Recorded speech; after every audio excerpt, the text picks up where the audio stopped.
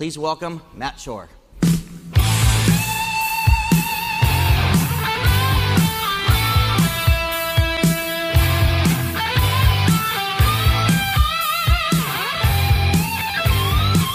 What I do is I talk to them about innovation, because innovation is something that means a very different thing to different people. And everybody loves the idea of being innovative, and they want to create something completely revolutionary.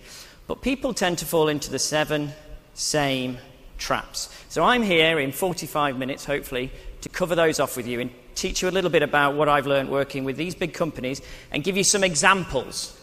Some examples of when things went really, really well, and some examples of when things went really, really badly. I just tell people they should ask their consumers what they need before they make something. And people say, really? And how long does it take to say that? And I say, well, it's taken me 10 years so far, and there's an endless supply of people who want me to discuss it with them. And I went to one company, and I swear this is true. They said, we'd like you to help us with a new product. It's an internet-connected iron, right? Now, the iron connects to a wireless router that connects to a server, and the server contains your telephone number and your work email address and your home email address, right? And if you leave the iron on at home, the iron contacts a server, contacts you, and phones you at work and says, do you know what you better do? Get in your car, drive home, turn your iron off. And I said to them, is this a good idea before we start? And they said, yes, it's the world's only internet-connected iron. And I thought, yeah, there's probably a good reason for that. Now, the same team had an iron with an accelerometer in it. If you picked it up, if you didn't pick it up for 3 minutes, the iron turned itself off. Now, actually, that's a better solution. Although it's not as complicated, it's a much better solution, right? Because I don't have to drive home to turn the iron off. Actually, here's the biggest issue with it. I think if I lost my phone or changed my phone number, the last person I would remember to inform was the iron. So probably what would happen is my house would be burning down and my iron would be ringing the wrong number. I mean, how tragic would that be? Apparently, the more blades on a razor, the more effectively it cuts your hair. Okay? I'm not sure quite how that works. Basically, maybe the first blade sort of holds the hair down, second blade taps it on the shoulder, distracts its attention, and then the third blade does the cutting. I'm not sure how you can cut the same hair more than once with one blade. But that's basically what happens. So the manufacturers think, we'll just put more and more blades on the razor because the consumer is now into this belief that says the more blades, the better. So then the competition come along. Now they think this is crazy. We can't keep adding blades, but you know what? They're doing it, so we need to do it. And this is what happens in an industry. Everyone starts thinking, well, I can't compete with that. I'll just have to do it too. So they add more blades. And then we get to the end here where Gillette come along and they launched the Fusion a few years ago. Now, I was expecting 5 blades because we'd had 2, 3, 4. It was logical to have 5. But what I was surprised to find was when they put 6 blades on the razor. So I had to actually check the pack because it says in the top corner 5 plus 1.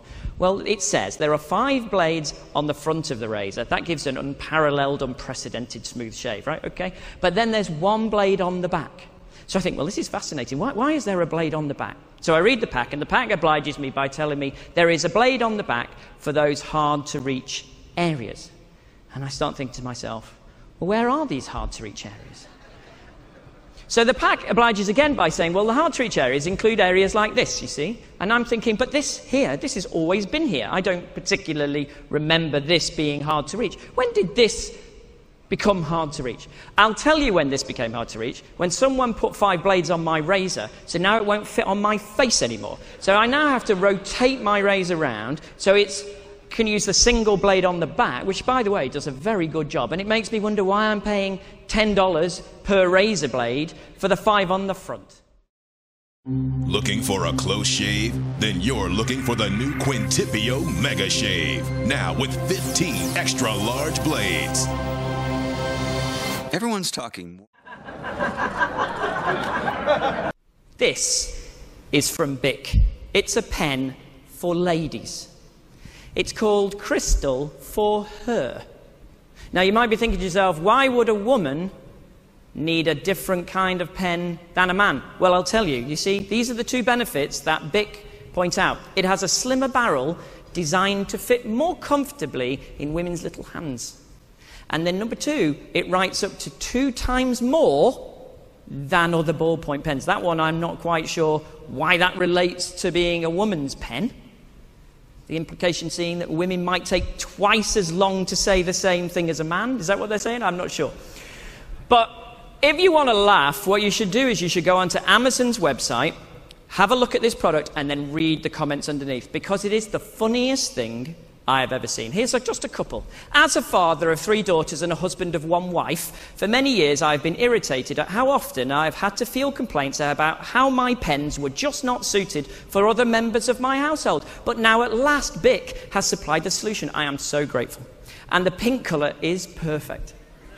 At last, a pen for me to hold without fear of collapse and injury. No more accusatory looks from hospital staff when I explain that my sprained wrist occurred when writing a shopping list with my man pen. How on earth did J.K. Rowling and Agatha Christie and Jane Austen manage without? They must have had awfully big man hands. And my favourite is this product on the end. Now, here's the logic, right? This was made by a baby food company.